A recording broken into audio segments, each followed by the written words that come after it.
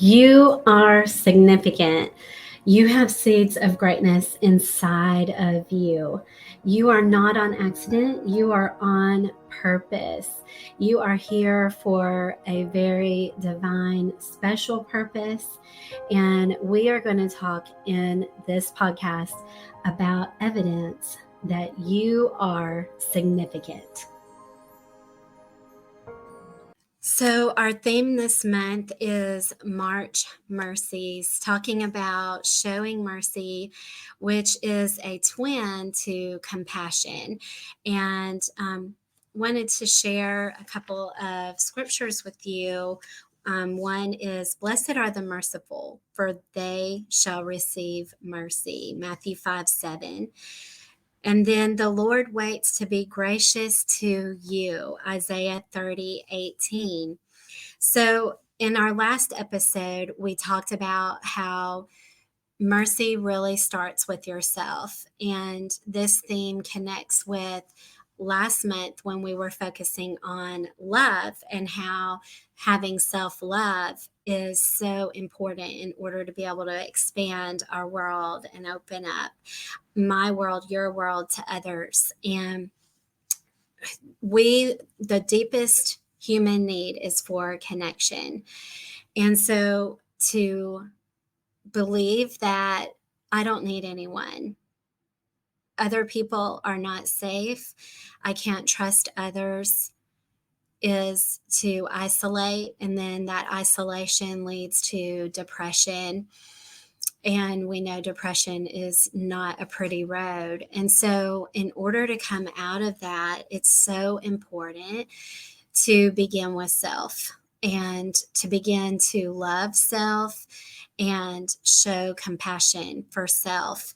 And so, the idea of this is really, really powerful because when you think about the word compassion, it means passion with. And the ultimate example I think about is Jesus and how he had compassion for others and compassion for the crowds that he was teaching.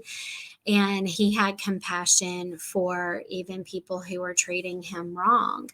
And that's not to say that we don't need to have boundaries. We absolutely need to have boundaries.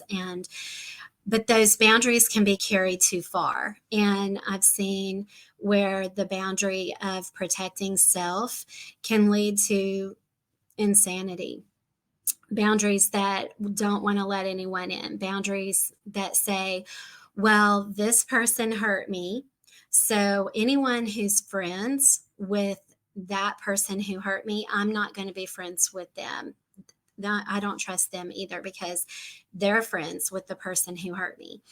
And that is leading into insanity mode because who is the only person that I can control? Myself. I cannot control other people and who they're friends with in order to protect myself. And so, again, it goes back to myself and focusing on having control over myself and feeling my feelings, feeling love, feeling mercy, feeling compassion for self, and then expanding that out once I have that rooted in myself, being able to expand that out to others. And so this really makes me feel so excited because I always think about the verse that says, love your neighbor as yourself. And what we're being taught in that is it starts with me. Even Jesus was saying it starts with loving yourself first. And love is one of the highest emotions, love-based emotions. And so as I feel love for myself, I can expand that into mercy, into compassion, into forgiveness. And, when we look at that inner child, and we're going to be talking throughout these episodes about that part of ourself, but also we are talking about letting go of that part of ourselves. There is a time to say, "What do you need, sweetheart?" But then there's also a time to say, "I'm safe. Thank you for trying to protect me." And moving forward from that and allowing myself to have a new version of me that is stronger, that is healed, and living into that version of myself. And that is showing compassion as well, having compassion on that past version, that inner child, and taking time to heal and show self love for that part of myself and forgive things that may need to be forgiven, to forgive others who may have hurt me. um, and we know, I mean, part of the human condition is we are going to suffer. Jesus tells us we are going to suffer. Um, but that suffering refines our faith and it leads us to be closer to Him. If we will let it, we can also let it lead us away from Him. But again, that's isolation. And that state of being is powerless. Whereas if we draw closer to Him, then we can lean into His power, His grace, His mercy, His love, all the high emotions and all the frequency. Frequency is energy. I am energy, and energy is me. And so this is how we were made. God spoke and everything was created in the beginning. And so when we get back to that version, that inner child version of ourselves, and we show compassion, and then we tell that version of ourselves, that part of myself, you have served and I love you and you've protected me long enough, and I relinquish you. And so one of my mentors at a weekend I went to recently took it to even another level and said, you have to cut off that version of yourself, or even kill that version of yourself. And that sounds so harsh, and maybe even a little bit crazy, right? Like, I'm not killing my inner child. That sounds cruel. But the concept is that, that's the version of me that protected me when the two little girls I asked, "Do you want to play on the playground?" said, "No, not playing with you." And I didn't understand that. I didn't understand in second grade why these two little girls didn't want to play. As an adult, I realized it had nothing to do with me. It had everything to do with them. And I don't have to understand where they were coming from. I don't have to go research. I don't have to go find them. I don't have to meditate on that. I don't have to live into that part of myself anymore. I can forgive and I can let it go. And when my inner child tries to bring that up again, when I'm going into a big room of people, because that happened on the playground. So a big room can make me feel similarly like open space. And I was the new girl at the school. And so, new people in a new room can be a trigger. Like, what's going to happen in here? Am I going to be accepted? Am I going to be rejected? Are they going to want to play with me? And are they going to be nice? Am I going to be included? Is somebody going to let me sit by them? How, all these triggers, right, that can take me back to that inner child moment when I asked to play on the playground with two little girls and they said, "No, we don't want to play with you." And instead of feeling hurt and feeling rejected and feeling fear of being alone, because again, the greatest human need is connection. Instead of fearing that, I can release her and I can say, "Thank you for trying to protect me all this time. And you have served well. I don't need that anymore. I'm safe." And coming to peace with that, and then moving into the room with excitement, with passion, with elation, with all the positive love-based emotions, and creating this new vision ahead of time in my mind, even when I get up that morning, before I start getting ready, getting dressed, getting ready to go, taking a few quiet moments and sitting on the couch and taking a deep breath, inhaling that breath and letting it sit there, filling my lungs, and then exhale and let that my stomach come in, and all that air go out, and sit with myself, be comfortable with me and who I am, and feel peace. Call in peace. And as an adult, I have lots of moments where I feel peace and also joy, but just scaling it down to peace and thinking of that moment on the deck at the mountains where the breeze is blowing and I can hear the birds chirping and I'm safe. I feel good. There's peace. Or the moment at the beach where the sun is shining on my face and I'm sitting on the lounger chair and I can hear the ocean waves rolling in and rolling out. And I know God is there. God created both of these spaces, the mountains, the ocean, and I feel this warm sensation in my chest, in my belly, that is peace. I feel it. I feel the frequency of peace. And as I sit on the couch that morning before I'm going to go into this room to meet people I haven't met before, I visualize smiles. I visualize open, outstretched arms. I visualize their frequency in their heart is love, is joy, is also peace. And that there is embracing, there is accepting, there is mutual hearts coming together to expect greatness, to feel our own greatness inside of ourselves that God put there when He breathed into us the breath of life and created us in His image. And there's also this love for every speaker that's going to come on stage.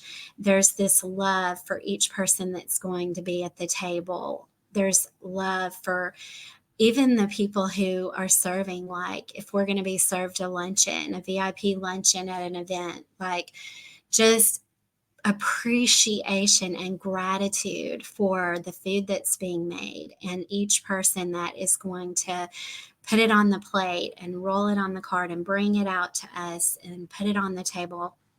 And gratitude for them and gratitude for what it took to bring that food to us, all the way from somewhere that food was bought. It was delivered, it was cooked, it was prepared, it was served, and not taking for granted all the love and the peace and the joy that was infused into that whole process, to create this beautiful space that's decorated like with balloons and lighting and music and sound, and continuing to breathe in for 4.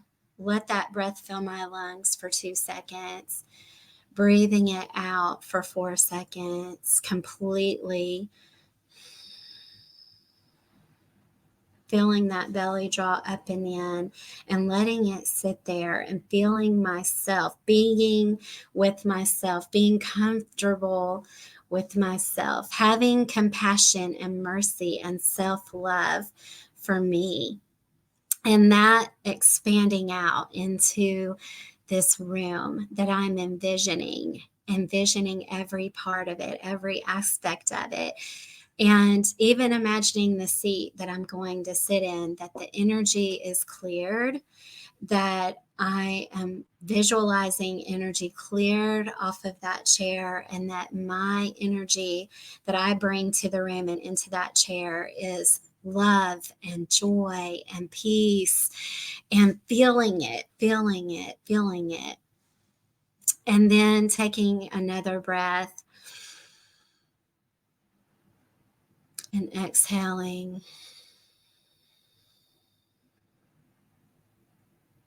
Wiggling my toes, wiggling my fingers, stretching, sitting up a little taller, rolling my shoulders, letting those shoulders roll, and opening my eyes. And setting that intention for the day that that is who I'm showing up as. And when you and I, friend, take the time to do that on a daily basis, whether you're going to work or whether you're going into an office situation or a classroom, or you're going to go downstairs and make breakfast for your children that you're going to be with all day because they're little, or maybe you're a homeschool mom and you're about to go into your day to homeschool, and envisioning joy, envisioning cooperation, envisioning learning, envisioning being able to understand, envisioning wisdom, being able to function at a high level, being clear minded, feeling peace no matter what the rest of the room is doing, being able to be at peace inside of your soul, inside of your belly, and feeling that knowing, being in tune with the whisper, the Holy Spirit that is part of us when we give our lives to God. That is a gift. Acts 2:38. Receiving that gift. And then Galatians 5, thinking about all the fruit of the Spirit, love and joy and peace and long suffering and gentleness and meekness and self-control. Goodness is in there too, and faith, and showing up with all that fruit inside of you, firmly seated. And we've been also talking, I've been sharing on my Facebook and Instagram stories about the book Worthy by Jamie Kern Lima. And this is really fundamental to feeling worthy. Worthiness is taking the time, spending time with yourself, spending time with your higher power, spending time with Source consistently, not skipping that. Like the temptation always is going to be, oh, I woke up a little bit late. Oh, I'm tired. It's end of the week. Oh, we've got somewhere really important to be. I need a few extra minutes to curl my hair, do my makeup, or drive. But don't skip it. Don't skip spending time with yourself so that you can expand all of that fruit, including mercy, including compassion, understanding, even if it's your enemy. Jesus talks about love your enemies, bless those who curse you, pray for them who despitefully use you. And one of the ways that I do that is I find at least one thing to love them for. It might be their blue eyes. It might be a talent that they do have, something they're good at. And even though they may have done things that are hurtful, and I may have had to set a boundary and say, I'm limiting my interaction with that person. There's going to be space, and that is perfectly fine. And we should set boundaries. But I don't have to let even the thought or the memory of what that person did that was hurtful steal my self-worth, steal my mercy, steal my compassion. But I can choose to replace it with peace. And one of the tools that helps me to do that is to focus on what I appreciate about them, even in setting the boundary, because our thoughts are powerful. So even when we've set a physical boundary, thoughts can come in, memories can come up, and having something to switch to. So being able to switch to something you appreciate about them, even something as small as like their eye color, or something that they are good at, or a memory of something good that they did that actually made you feel good. Because when we're so focused on all the black dots, all the wrongs, all the hurt, all the pain, it can smother out that the good. And there's always something good. There's something good that we can focus on, and it's our choice. And mercy and compassion and love is what allows us to tap into that and really create energy, frequency inside of ourselves that's going to attract into our life loving people. And in the cycle of attracting more people who are going to hurt us, it's our choice. It's my choice. It's that little discipline of, I'm going to focus on their blue eyes, or I'm going to focus on this one little memory of when they did something. They brought me a glass of water, or they put an ottoman under my feet, or they opened a car door for me, or something. Maybe they were there for an important moment. If it was a spouse that has hurt you, you might think of, well, they were there when my child was born. That nobody else did that. Nobody else could be that person. That is special. Even with all the pile of hurt, dialing it down to that moment in time that is precious, that did have a good energy around it. Choosing to find that moment, praying for God to show you what you can focus on, what you can switch to, that's going to show mercy, even in your own heart, to show mercy for that person in your own heart, when no one else but God, your higher power, is going to know what you're thinking of. But when you do that, you give yourself a gift. You give yourself the gift of being able to have a high energy that is going to attract into your life more love, more relationships that are healthy, that are strong, that fuel you, that feed you, that feed them. You can reciprocate that now, because that's what you're feeding. And what we feed grows, and what we feed expands, and what we feed we attract. And so being committed to that, and starting with self in the morning by taking that deep breath. And as you exhale, let go. Visualizing, inhaling love, inhaling peace, and exhaling anything black, anything hurtful. Exhale it away. It's gone. And then moving into the mindset of what you are creating for that day, and the emotion, the feeling that you are expanding into that day. So I wanted to give this to you, friend. I hope that you receive it as a gift, that this will empower you to create more goodness in your life, that by learning how to embrace mercy, not just for self, but to expand it out to others, that you will be able to go into your day, go into your week, go into your month, go into your year.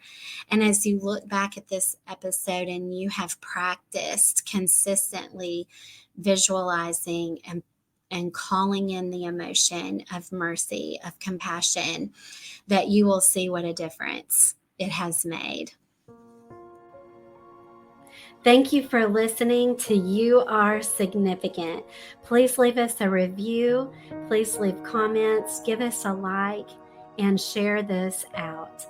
We appreciate you here on You Are Significant, and I cannot wait till next time to spend time with you.